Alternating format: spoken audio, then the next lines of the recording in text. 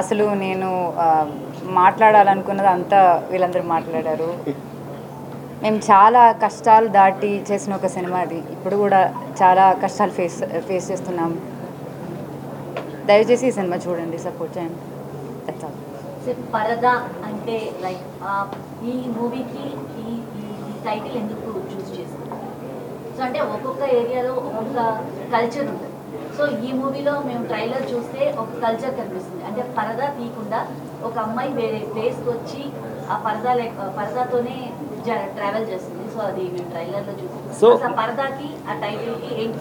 So మేజర్గా పరదా అంటే ఇప్పుడు మనం జనరల్గా వాడతాం కదా, ఇది అమ్మాయి సినిమాయే కాదు చెప్పాలంటే. ఇది ఒక ప్రతి వారిలోని ఒక పరదా ఉంటుంది కదండి. ఒక ప్రతి అబ్బాయిలోని అమ్మాయిలోని ప్రతి మనిషిలోని ఒక ఒక మనం అంటాం కదా, అరే పరదాల నుంచి బయటికి రారా, ఏదైనా చేయరా అని. సో ద మీనింగ్ అది ఇక్కడ డెఫినెట్లీ మనం విజువల్ మాస్క్ అంతే దాని మీనింగ్ అంతకు మించి ఏమీ లేదండి.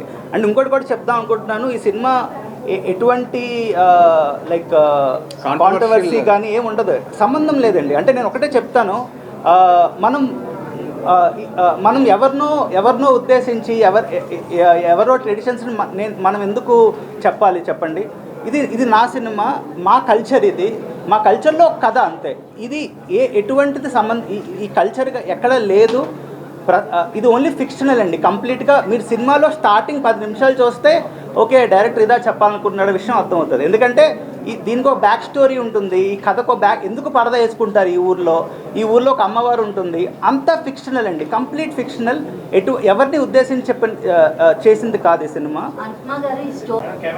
చాలా యునీక్.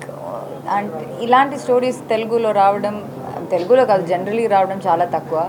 సో ఈ స్టోరీ వచ్చిన వెంటనే I was like really amused. ఇట్లాంటి చెప్పినట్టు ఇది ఒక చిన్న సినిమా కాదు, ఇది కొంచెం పెద్ద సినిమా. అది ఎగ్జిక్యూట్ చేయడం చాలా కష్టం.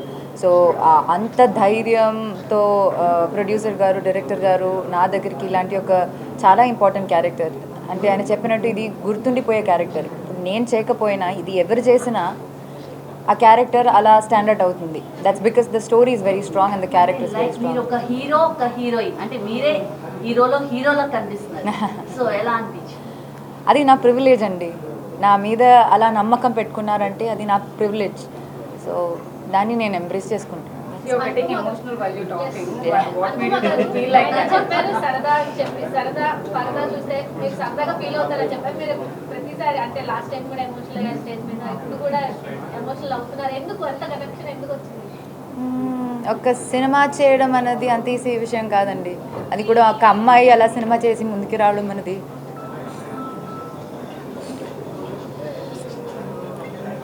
అంటే చాలా మోసిందండి. అంటే లాస్ట్ 2.5 నుంచి ఒక కథని నమ్మి అమ్మాయి డ్రైవ్ చేసే విధానం, ఇప్పుడు పబ్లిసిటీలో ముందుకు రావడం, ఇదన్నీ చిన్న విషయం కాదు.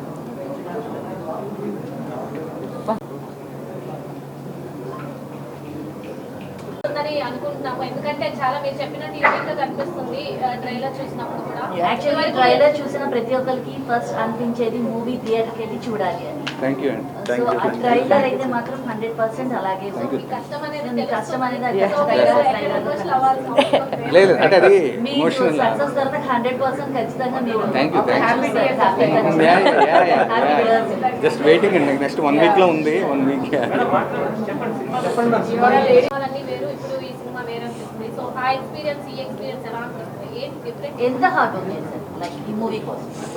నేను చేసిన ఫిజికల్ హార్డ్ వర్క్ కన్నా ఇమోషనల్ హార్డ్ వర్క్, మా అందరూ చేసిన ఇమోషనల్ హార్డ్ వర్క్ ఎక్కువ అండి. అది ఒక్కొక్క మాట అలా చెప్పాలి. సో ఒక సినిమా చేయడం అన్నది ఓకే అది అవుతుంది, కానీ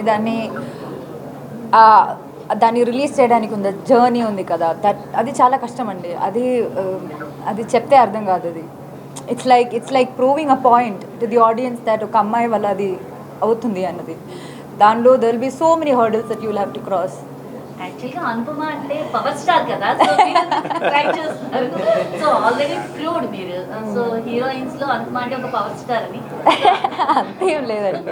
ఆ క్రేజ్ తో ఖచ్చితంగా ఆడియన్స్ వచ్చి చూస్తారు అని నేను కోరుకుంటున్నాను. నాకు